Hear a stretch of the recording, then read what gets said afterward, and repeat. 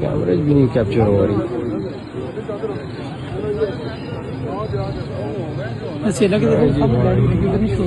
نہیں ہو رہی بھائی. اس پہ زوم کرو اس طرف. واہ مالک تیریاں شانہ اس طرف زوم کرو. یہ جدھر ادھر کرو ادھر ادھر ادھر. ایک منٹ. وداؤٹ زوم آ رہا ہے. یہاں پہ نہیں ہے بارش. نہیں ہے. اللہ کی شان ہے. یہ بارش ہے صرف اور صرف یہ بارش. جو منظر ہے ایک میں نے لائٹ دیکھی ہے جو آسمان سے اس قبر پہ منتقل ہو رہی ہے. سوشل میڈیا پر آج کل ایک ویڈیو بہت وائرل ہے جس کے بارے میں یہ بتایا جا رہا ہے کہ یہ پاکستان کے راولپنڈی شہر کے کسی قبرستان کی ہے. اور اس ویڈیو کے اندر دیکھا جا سکتا ہے کہ جب ایک اللہ کے بندے کو دفنانے کے لیے قبرستان لے جایا گیا تو وہاں پر ایک عجیب و غریب منظر دیکھا گیا. اور وہ یہ کہ پورے قبرستان کے اندر کہیں پر بھی بارش نہیں ہو رہی تھی، لیکن صرف اس شخص کی قبر پر بارش ہو رہی تھی جس کو ابھی دفنانے کے لیے لایا گیا تھا. اور لوگ کمنٹ سیکشن کے اندر ماشاءاللہ سبحان اللہ لکھ کر کوئی تو اس کو معجزہ بتا رہا ہے تو کوئی اس شخص کی کرامت بتا رہا ہے.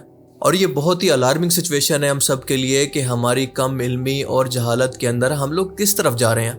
اس طرح کے لوگوں کی ذہنیت کے ہوتے ہوئے ہم دنیا کا مقابلہ کیسے کریں گے جب ان لوگوں کو نہ دین کا علم ہے اور نہ ہی دنیا کا. اور یہی وجہ ہے کہ آج آپ دیکھ رہے ہیں کہ نوجوان طبقہ خاص طور پر موجودہ ٹیپیکل علماء کرام سے تیزی سے دور ہو کر ایتھیسٹ بن رہا ہے. اور اس نوجوان نسل کو قائل کرنے کے لیے ان کے پاس نہ سائنس کا علم ہے اور نہ ہی دین کا، اور نہ ہی ان میں صبر اور حوصلہ ہے دوسرے کی بات سننے کا، کرٹیسزم برداشت کرنے کا اور پھر اس کا لاجیکلی جواب دینے کا. خیر، ہم اس واقعے کو دو طرح سے دیکھیں گے. نمبر 1 سائنسی پرسپیکٹیو سے اور دوسرا مذہبی نظریے سے کہ یہ کتنا غیر معمولی واقعہ ہے. دیکھیں، کسی غیر مسلم کو اس واقعے کو غیر معمولی معجزہ یا پھر کرامت بتا کر اس کو امپریس کرنے کی بجائے ہمیں خود پہلے سائنسی طور پر اس کو سمجھنا ہوگا کہ یہ واقعی کوئی غیر معمولی واقعہ ہے یا پھر صرف ہماری خود کی جہالت، کم علمی اور توہم پرستی کا اثر. جیسا کہ آج آپ دیکھتے ہیں کہ آج ہندوؤں کے اندر اسی طرح کی رسمیں اسی جہالت اور توہم پرستی کی وجہ سے شامل ہو چکی ہیں جو کہ اصل میں ان کے دین یعنی سناتن دھرم کا حصہ ہی نہیں تھی. ان لوگوں نے خود سے اپنی مرضی سے اپنے گروؤں کو یا پھر سناتن دھرم کے بڑے لوگوں کے ساتھ وہ غیر معمولی طاقتیں جوڑ دی، وہ معجزات جوڑ دیے جس کی وجہ سے وہ ان کو خدا کے برابر لے گئے.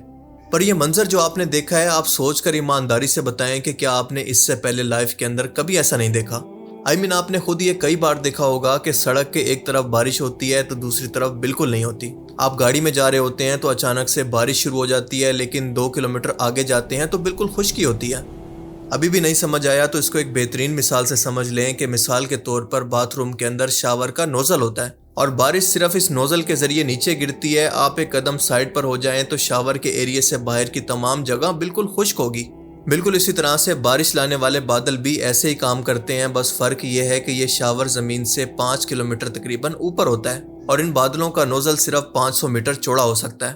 اس لیے بارش والے بادلوں کے اندر جب پانی زیادہ بھر جاتا ہے تو وہاں پر ایک چھوٹے سے حصے پر بھی گر سکتا ہے. اور یہ پانی بالکل سیدھا نیچے نہیں گرتا بلکہ ہوا اس کو آگے یا پیچھے کسی بھی جگہ پر گرا سکتی ہے، کسی ایک مخصوص علاقے پر بھی.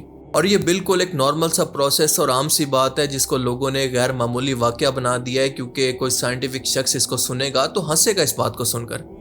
اور اسلام بھی اس طرح کی جہالت کے سخت خلاف ہے اور تحقیق، ریسرچ اور علم حاصل کرنے پر زور دیتا ہے. اور اسلام تو آیا ہی اس طرح کی صدیوں کی جہالت کو ختم کرنے کے لیے تھا. دیکھیں، اللہ نے کہیں پر یہ وعدہ نہیں کیا کہ کسی شخص کے نیک یا پھر جنتی ہونے کی نشانی یہ ہے کہ اس کی قبر پر بارش ہوگی، اس کا چہرہ نورانی ہوگا وغیرہ وغیرہ.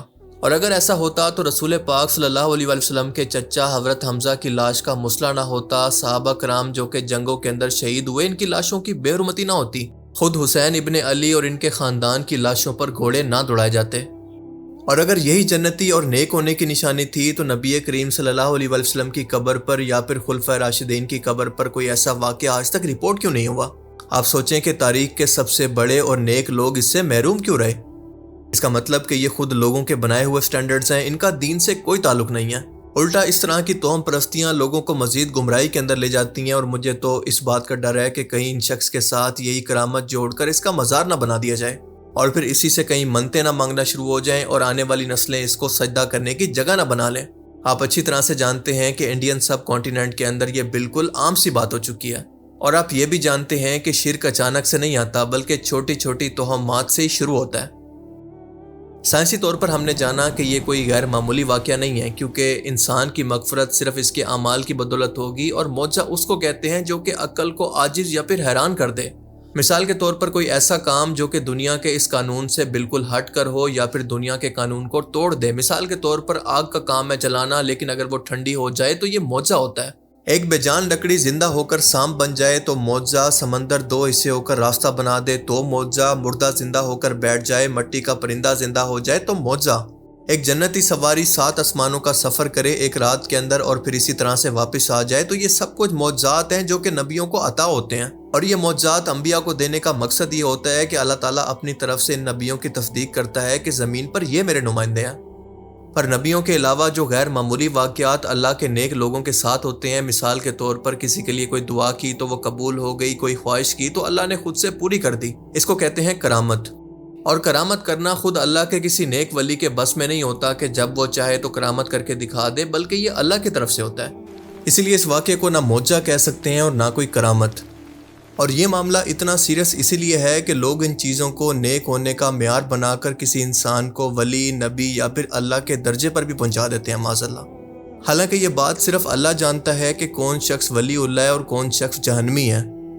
اور قرآن صاف صاف یہ کہتا ہے کہ اپنے آپ کو پاک نہ کہو، یعنی خود سے ولی اللہ ہونے کا سٹیمپ اپنے آپ پر مت لگاؤ۔ مطلب اس شخص نے تو نہیں لگایا، وہ تو اس دنیا سے چلا گیا، لیکن لوگ تو اس پر یہ سٹیمپ لگا رہے ہیں نا کہ شاید وہ کوئی ولی اللہ تھا۔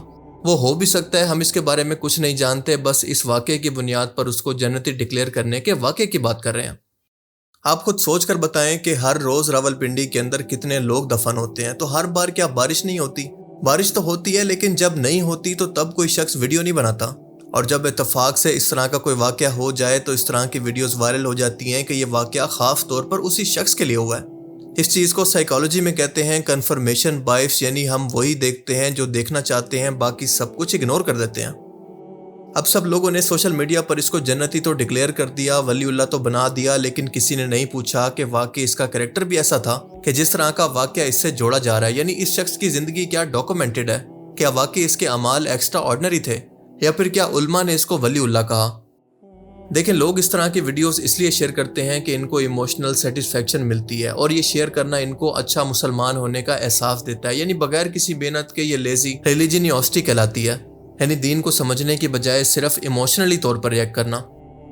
اسلام میں غیب یعنی ان سین ایک بہت ہی سنجیدہ کانسیپٹ ہے، یعنی ایسا علم جو کہ صرف اللہ کے پاس ہے، اور جب بھی آپ ہر رینڈم واقعے کو اللہ کی خاص نشانی بنا دیتے ہیں تو دراصل آپ غیب کو بہت ہی چیپ بنا دیتے ہیں، ایک بالکل عام سی چیز جس کی کوئی ویلیو نہیں ہے۔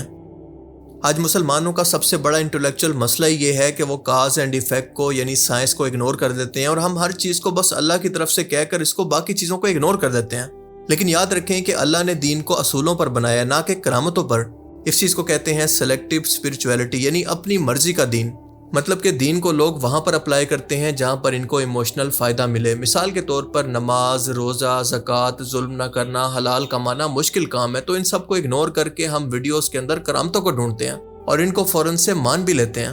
اس کا مطلب ہے کہ ہم اللہ کو مان نہیں رہے، ہم صرف اپنے جذبات کو اللہ کے نام پر جسٹیفائی کر رہے ہیں۔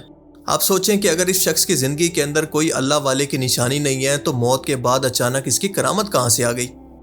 دیکھیں، ایک بات یاد رکھیں کہ دنیا میں بہت کچھ رینڈم ہوتا ہے، جس میں سے ایک یہ بارش بھی ہے، لیکن انسان وہ مخلوق ہے جو کہ رینڈمنس کو بھی میننگ دے دیتا ہے، اور اگر ہم نے اپنے ایمان کو عقل سے نہ جوڑا تو کل یہی ایمان کسی اور وائرل ویڈیو کے ساتھ بدل بھی جائے گا۔